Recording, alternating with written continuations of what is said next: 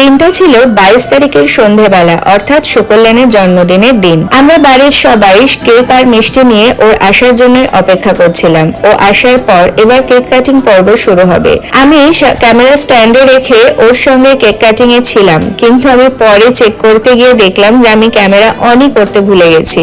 তো আর কিছু করার নেই, এই ক্লিপস গুলোই আমার কাছে সম্বল। তোমরা হয়তো ভাবতে পারো যে সবার মধ্যে আমি কেন শুধু ছোট কাকু আর মণিমার আশীর্বাদের ভিডিও তোমাদের সাথে শেয়ার করলাম, কারণ ওই একটাই যে আমি সবার আশীর্বাদের ভিডিওর সময় স্ট্যান্ডে রেখেছিলাম ক্যামেরা আর আমি অন করতে ভুলে গেছিলাম।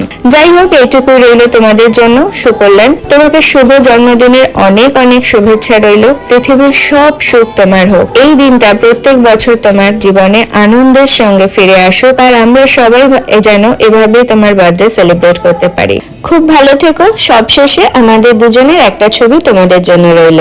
আজ আসি, চলো বাই।